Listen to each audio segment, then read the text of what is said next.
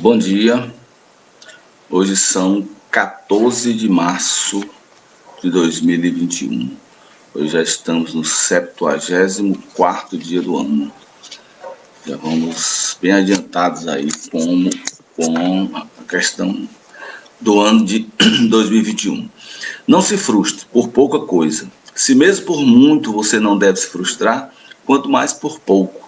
É você que, pela consideração que faz, dá a dimensão das coisas, sente maior ou menor dor ou alegria. Antevê o amanhã com maior ou menor esperança. Trabalha com maior ou menor vontade. Pensa em Deus com maior ou menor fé. Dentro de você há um ponto de equilíbrio que coloca cada coisa em seu lugar. E esse ponto se alteia quando você reconhece os seus poderes, as suas energias de progresso, a sua capacidade de amar e de enfrentar desafios. Manter sereno equilíbrio é ser feliz sempre. Bom dia, Ivone. Bom dia, Fernanda. Bom dia. Gente, esse texto do Lourival Lopes, Paz Todo Dia, ele nos dá uma lição interessante, né? Que a gente não pode se frustrar de nada, né? Nem das grandes coisas, né? Dos grandes, digamos assim, infortúnios, tampouco diante dos pequenos, né?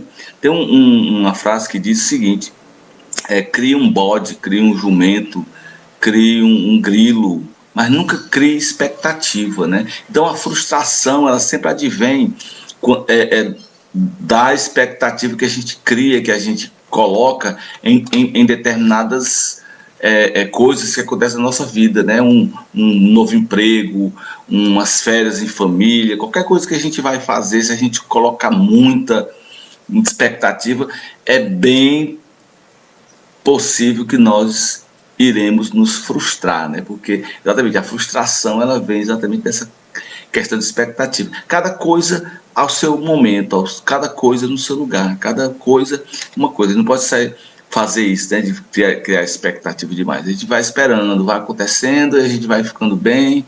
Olha que legal, né? Porque se eu colocar muita fé em algo que não merece, né? Ou seja, queimar muita vela com um defunto ruim, com certeza vai haver a questão da frustração, tá? Nosso evangelho hoje ele vai ser uma instrução do espírito Vianney, conhecido Cura Das, né? Cura Das. Depois eu falo um pouco sobre ele. Esse cara tem uma história bastante interessante, tá?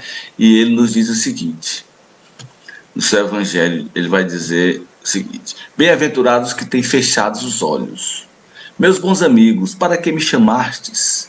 Terá sido para que eu imponha as mãos sobre a pobre sofredora que está aqui a cure? Ah, que sofrimento, bom Deus. Ela perdeu a vista e as trevas a envolveram. Pobre filha, que ore e espere. Não sei fazer milagres. Eu sei que Deus o queira. Todas as curas que tenho podido obter é que vos foram assinaladas. Não as atribuais senão aquele que é o Pai de todos nós. Nas vossas aflições volveis sempre para o céu olhar e dizei do fundo do coração: meu Pai, cura-me. Mas faze que a minha alma enferma se cure antes que o meu corpo, que a minha carne seja castigada, se necessário, para que minha alma se eleve ao teu seio com a brancura que possuía quando a criaste. Após essa prece, meus amigos, que o bom Deus ouvirá sempre, dadas vos serão a força e coragem, e quiçá também a cura, que apenas timidamente pediste, em recompensa de vossa abnegação. Contudo, uma vez que aqui me acho numa assembleia onde principalmente se trata de estudos, dir-vos-ei que os que são privados da vista deveriam considerar-se os bem-aventurados da expiação. Lembrai-vos de que o Cristo disse: convi que arrancasseis o vosso olho se fosse mau, e que mais valeria lançá-lo ao fogo do que deixar se tornasse causa da vossa condenação. Ah, quantos há no mundo que um dia nas trevas maldirão o terem visto a luz? Ó sim, como são felizes os que, por expiação, vêm a ser atingidos na vista. Os olhos não lhes serão causa de escândalo e de queda. Podem viver inteiramente da vida das almas. Podem ver mais do que vós, que tendes límpida a visão. Quando Deus me permite descerrar as pálpebras a algum desses pobres sofredores e lhes restituir a luz, digo a mim mesmo: alma querida, por que não conheces todas as delícias do Espírito que vive de contemplação e de amor? Não pedirias então que se te concedesse ver imagens menos puras e menos suaves do que as que te é dado entrever na tua cegueira? Ó, bem-aventurado o cego que quer viver com Deus, mais ditoso do que vós, que aqui estáis. Ele sente a felicidade, toca, vê as almas e pode alçar-se com elas às esferas espirituais que nem mesmo os predestinados da terra logram divisar. Abertos os olhos, estão sempre prontos para causar a falência da alma. Fechados, estão prontos sempre, ao contrário, a fazê-la subir. Para Deus, crede-me, bons e caros amigos, a cegueira dos olhos é, muitas vezes, a verdadeira luz do coração, ao passo que a vista é, com frequência, o anjo tenebroso que conduz à morte. Agora, algumas palavras dirigidas a ti, minha pobre sofredora. Espera e tem ânimo.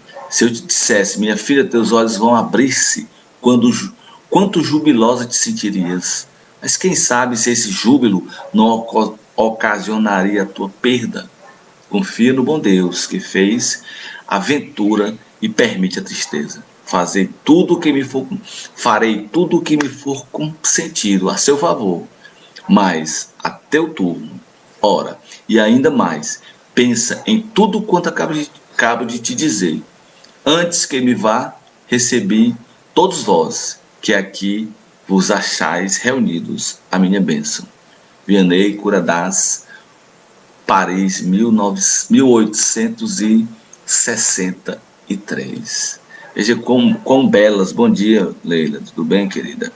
Veja como são belas as palavras, né, bom dia, Francilene, desse fantástico espírito, né, que aqui esteve encarnado em 1700 e alguma coisa, né? Pegar aqui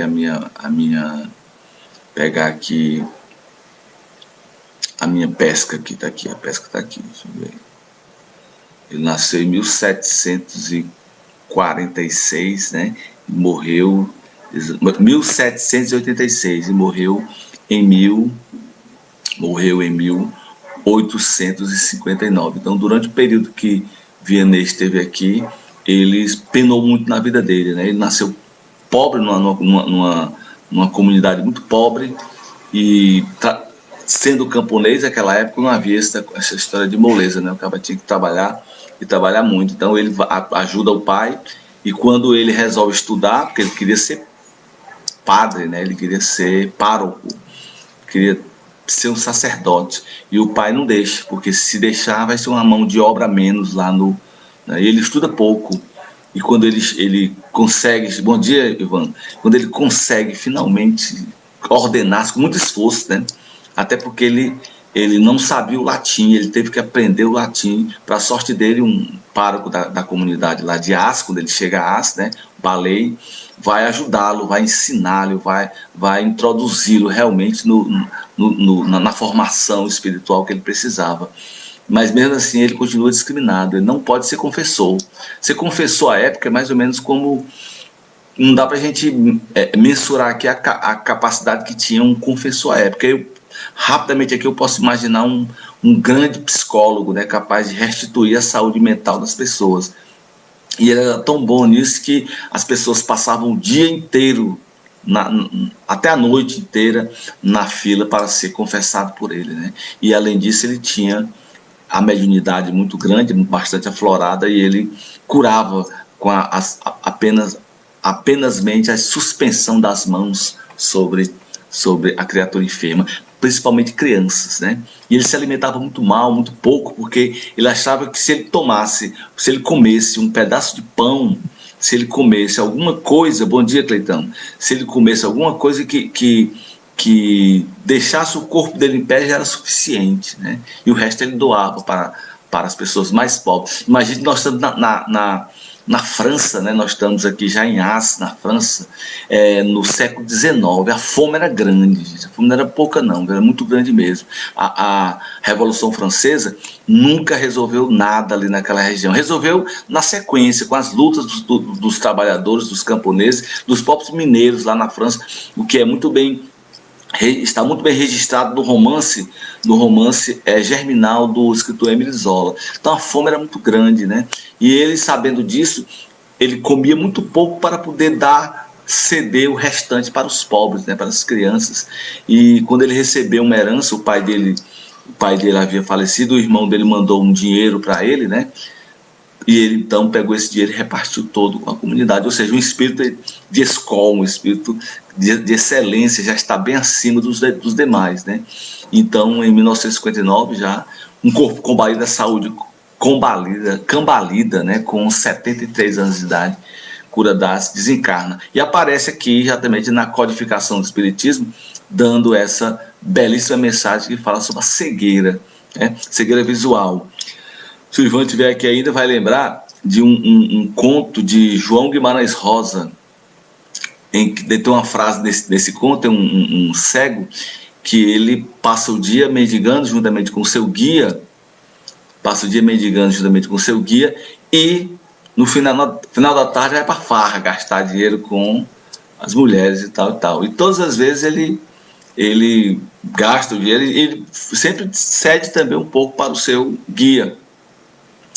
Em determinado dia, ele, passando as mãos sobre o rosto da moça com quem ele estava, ele se apaixona perdidamente, né? E ele quer ver. E o João Guimarães Rosa cunha uma das frases mais belas da literatura, apesar do sentido que ele dá no texto, a gente pode dar outra aqui. Ele diz: o pior cego é o que quer ver, ou seja, ele reinventa o ditado: o pior cego é aquele que não quer ver. E ele diz: o pior cego é o que quer ver, né? E o Vianney coloca muito bem aqui: você quer ver, quer enxergar. Muitas vezes, quando você veio com uma deficiência dessa natureza, existem dois motivos: ou você precisa provar para os incrédulos a existência de Deus, né? Quando Jesus pôs as mãos sobre saliva com cuspe, saliva com terra, né, nos olhos do cego, que ele voltou a enxergar, né? Ou você quer provar isso, ou você veio realmente para purgar, né? Como diz o Divaldo Franco, na sua prece, inspirado pelo espírito Joana de Ângeles, onde ele diz que pede pelos cegos e diz que porque eles não veem a luz do sol, eles não veem o azul do céu, eles não vê as belezas naturais e não naturais, mas na outra encarnação eles também enxergarão, né? Ou seja, nesse caso aí, sempre que o Divaldo fala dessa forma, ele se refere exatamente àqueles que estão aqui com a cegueira, porque precisaram passar por isso, né? Porque utilizaram mal a visão em um outro momento, tá certo? E aí é isso que ele quer fazer aqui, afirmar aqui, né, o Divaldo Franco. E o Curadás é muito claro quando ele diz, né, realmente quer ver, para que quer ver, né? Tudo bem, se houver essa ordem do plano superior, falo-vos-ei ver de novo, né? Assim como escutar, assim como andar, como Jesus fez com tanta gente aqui, tá? Tem um evangelho aqui que eu acho muito legal, que é quando Jesus, diante ele cura um cego, né? Ele cura um cego, e a partir daí o cego vai ser importunado, né? Aquele deficiente visual vai ser importunado pelos fariseus. E aí, tu é cego, cadê o homem que te fez? Ele diz: rapaz, não sei quem foi não, sei que foi Jesus, o cara é bom, viu? Não, mas aí é porque ele deve ser do mal, porque isso aí é coisa de bruxa. Ele disse: não sei não, o cara é bom. E o cego continua afirmando, né? O cara é bom, o cara é sensacional, o cara me curou, tá aqui, eu tô vendo, ó. Não, rapaz, você era brincando, você tava com os olhos fechados. Não, meu amigo, eu era cego. E ele pegou cuspe, misturou com terra e passou nos meus olhos, mandou me lavar os olhos e, ó, enxergando tudo aqui de novo. E os fariseus queriam colocar ali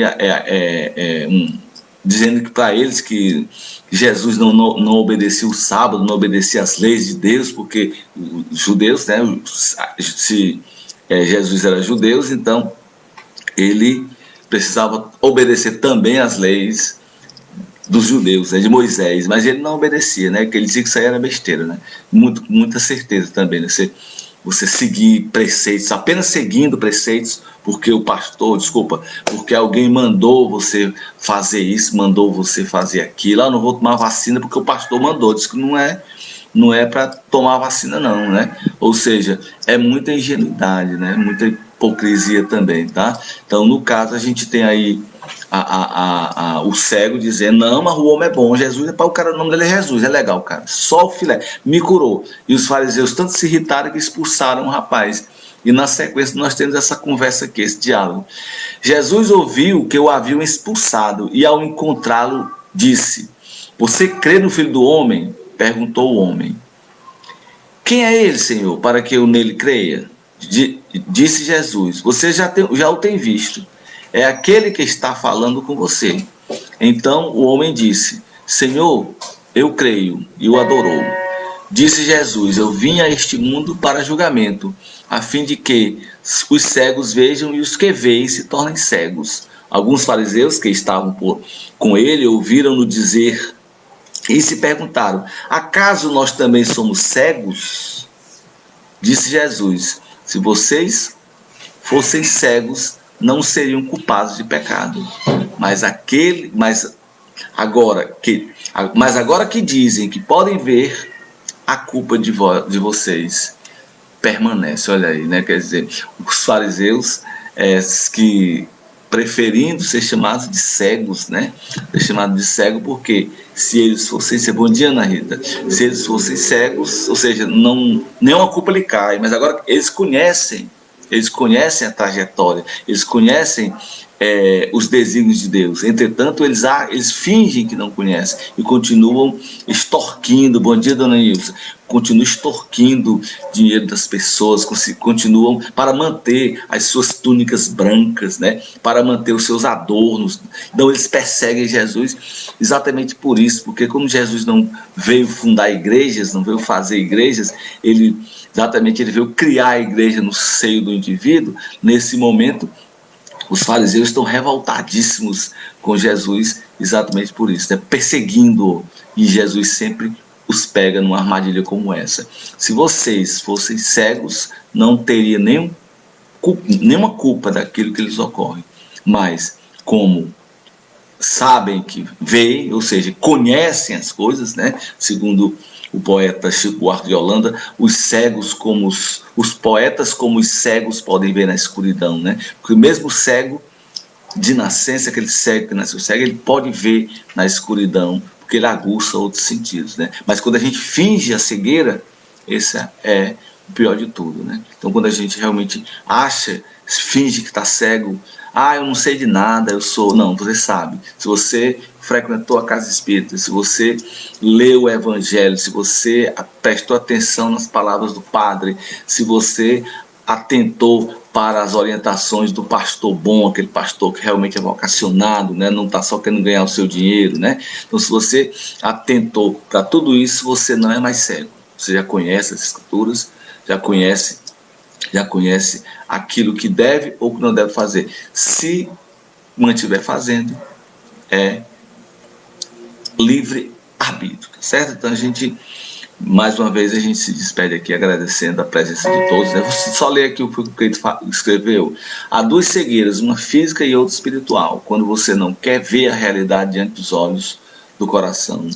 Exatamente, que é isso mesmo. É por isso que a gente frisou bem aqui, nessa questão da cegueira espiritual. Você finge que não vê, porque muitas vezes essa cegueira do coração, como diz o Cleide espiritual, normalmente essa cegueira ela é espontânea, viu? A pessoa não quer entender, não quer compreender, certo? Quando ela abre os olhos realmente, né, que ela vê que o negócio é complicado, viu?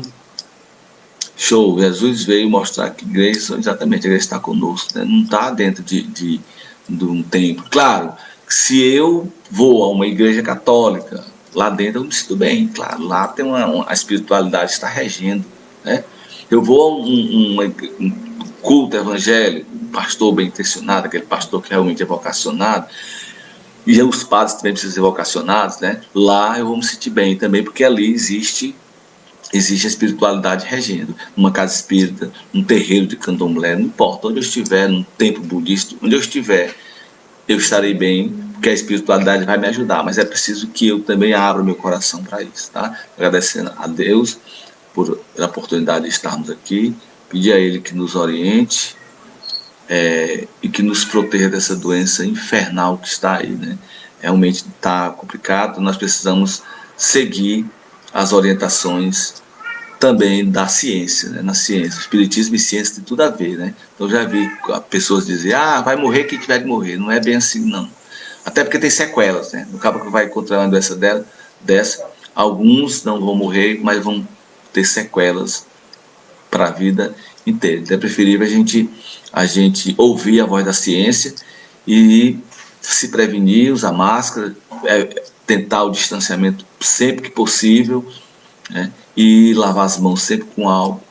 E claro, esperar em Deus, pedir a Deus que Ele sensibiliza realmente as autoridades para que elas adquiram imediatamente essa vacina para que possamos sair dessa. Agradecer a Deus, pedir aí que nos oriente, hoje e sempre, assim seja. Amém.